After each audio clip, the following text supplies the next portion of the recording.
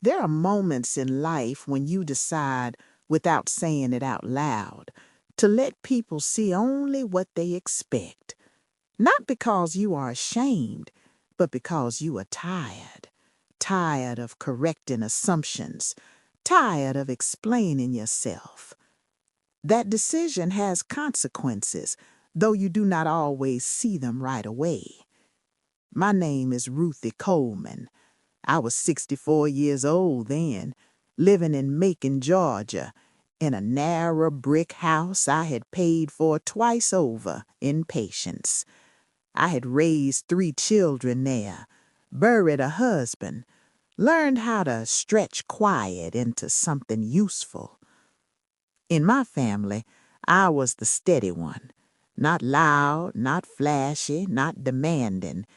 I believe love showed itself in showing up, even when nobody clapped. I believed loyalty meant staying decent when it would be easier not to. Respect, to me, was listening without rushing to speak. When my son told me he was getting married, I felt pride settle in my chest, slow and warm. I did not show it much. I had learned not to lean too heavily on joy. I asked about the young woman. He said she was kind.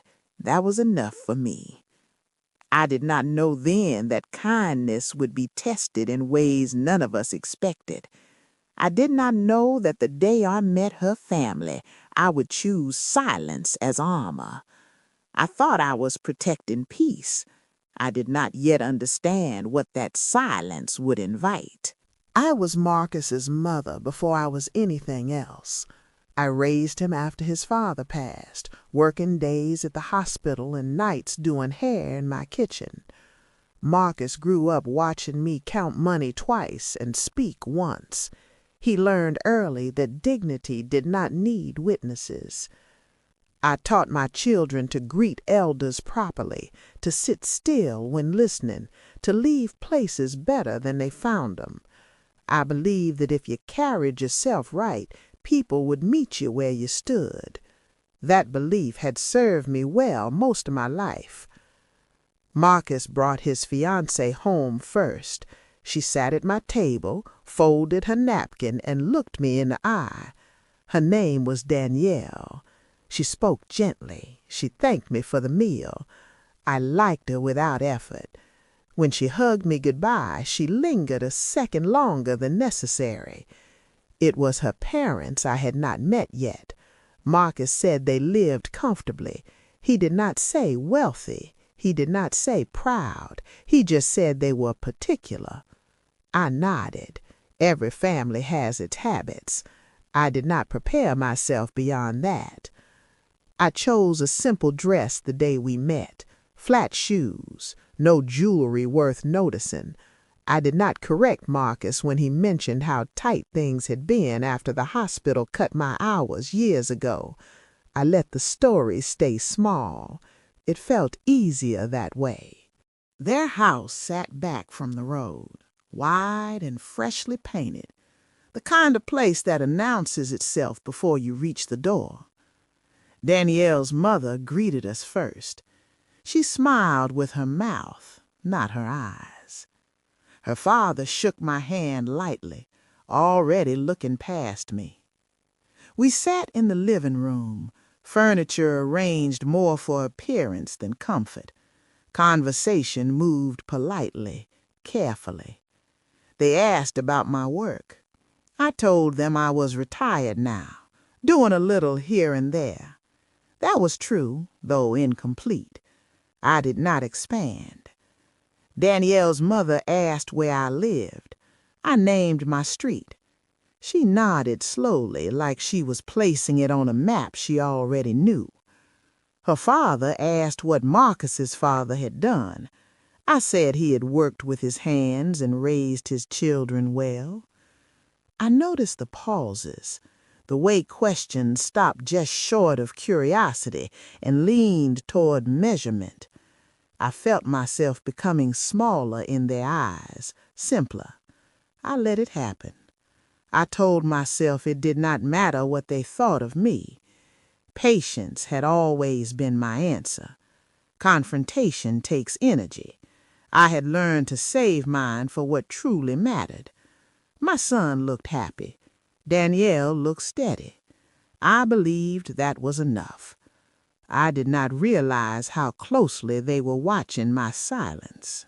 As weeks passed, planning conversations began. Venues, guest lists, traditions. Danielle's parents spoke with confidence, already assuming decisions would move in their direction. I listened. When asked my opinion, I offered it softly.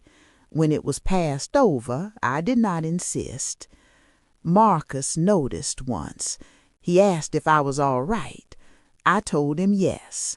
Mothers learn how to lie gently to protect their children from unnecessary weight.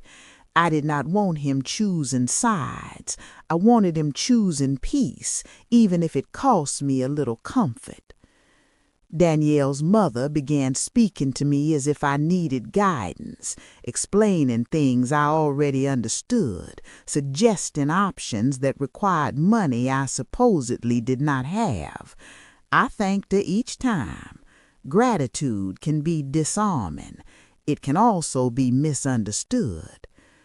There were moments I could have corrected assumptions. I could have mentioned my savings, my investments, the fact that my husband's insurance settlement had been managed carefully. I said nothing. I did not need their approval, or so I told myself. The pressure built quietly, in sideways comments, in decisions made without calling me, in the way my presence became ceremonial rather than essential. I felt it, but I did not name it.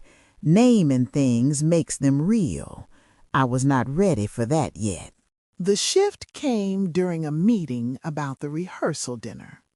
Danielle's father spoke about costs, about fairness.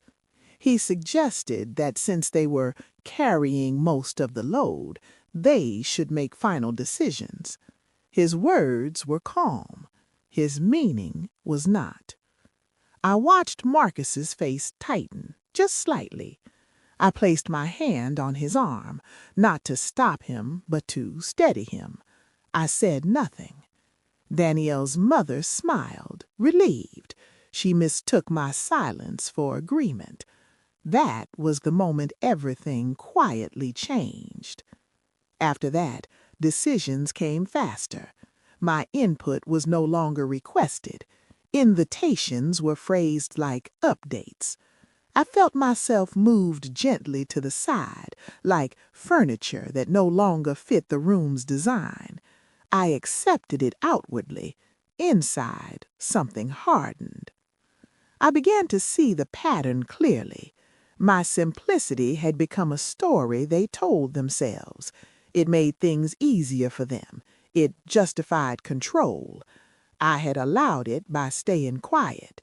That realization sat heavy, but it did not break me. I started paying closer attention, not to what they said, but to what they assumed. Once you see that, you cannot unsee it. I did not correct them yet. Timing matters. I waited, not out of fear, but out of clarity. The truth came into focus during a conversation about seating arrangements. Danielle's mother suggested that my relatives be placed farther back to keep things balanced. She said it kindly, as if offering a favor. I looked at her and nodded slowly. That night at home, I sat at my table and reviewed documents I had not looked at in years. Accounts, deeds, statements.